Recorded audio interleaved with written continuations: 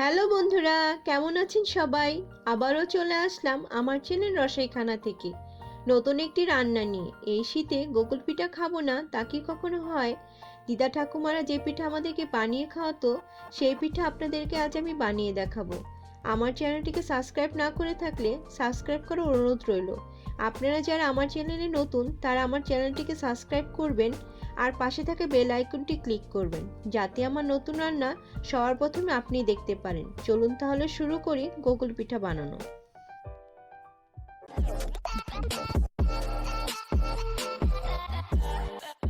প্রথমে আমি 500 গ্রাম মাওয়া নিয়েছি। এটা আমি ঘরে তৈরি করে নিয়েছি 2 কেজি দুধ দিয়ে। আমি মাওয়া তৈরি করার সময় চিনি দিয়েছিলাম, তাই জাস্ট একটু ফ্লেভারের জন্য খেজুরের গুড় দিয়ে দিব হাফ কাপ। ভালোভাবে মাওয়ার সাথে মিক্স করে দিব। গুড়টা গলে গেলে মাওয়ার সাথে মিশে যাবে। প্যানের মধ্যে মাওয়াটা ঘুরে এসেছে, এই পর্যায়ে নামিয়ে নিব। ঠান্ডা হলে শেপ দেওয়ার জন্য রেডি হয়ে যাবে, অপেক্ষা করব। এখন আমি শিরা তৈরি করব।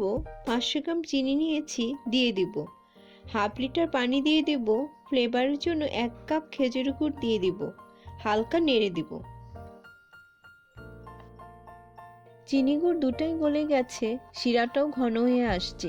1 চামচ লেবুর রস দিয়ে দিব। এতে শিরাটা জমে যাবে না। শিরাটা বেশি ঘন করব না। হয়ে গেছে, একটি বাটিতে নামিয়ে নেব। এখন আমি ব্যাটার তৈরি করে নেব। একটি মিক্সিং বলের মধ্যে 1.5 কাপ পরিমাণ ময়দা নিয়ে নিব। হাফ কাপ চালের গুঁড়া দিয়ে দিব। চালের গুঁড়াটা দিলে পিঠাগুলো ক্রিস্পি হবে। হাফ চামচ বেকিং পাউডার দিব। ড্রাই উপকরণগুলো ভালোভাবে মিক্স করে দেব।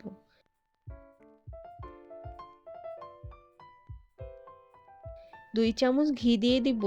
আপনারা চাইলে তেল ইউজ করতে পারেন। এই পর্যায়ে হাত দিয়ে ভালোভাবে ময়াম দিব। যত ভালোভাবে ময়াম দিবেন পিঠাগুলো সফট হবে। আমি একটু সময় নিয়ে ময়াম দিয়ে নিচ্ছি।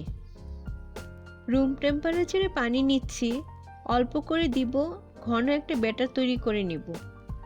বেশি ঘন করব না, আবার বেশি পাতলাও করব না। আমি কনসিস্টেন্সিটা দেখিয়ে দিচ্ছি।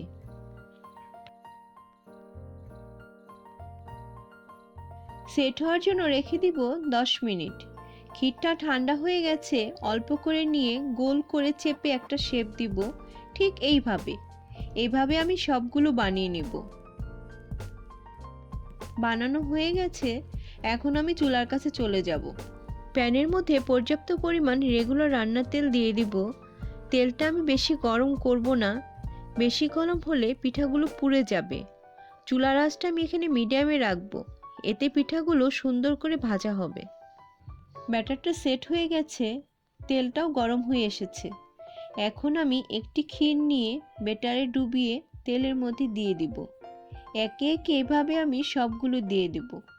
উল্টে পাল্টে ভেজে নিব, বেশি লালচে করব না। একটি প্লেটে নামিয়ে নিব। গরম অবস্থায় পিঠাগুলো শিরার মধ্যে দিয়ে দিব। 20 মিনিট এভাবে আমি ভিজিয়ে রাখবো, এতে পিঠাগুলো সফট হবে। পিঠাগুলো ভালোভাবে শিরা শুকে নেবে। প্লেটে নামিয়ে দেখাচ্ছি কেমন হয়েছে। দেখুন, দেখতে কত সুন্দর হয়েছে, মুখে দিলে মিলিয়ে যাবে। আমি যেভাবে এটি বানিয়েছি আপনারা এই শীতে ঘরে বানাবেন, খেয়ে অনেক মজা পাবেন। পুরানো দিনের কথা মনে পড়ে যাবে। ভালো লাগলে লাইক দিবেন। কোনো বোঝার সমস্যা হলে কমেন্ট বক্সে জানাবেন। ভালো থাকবেন, সুস্থ থাকবেন।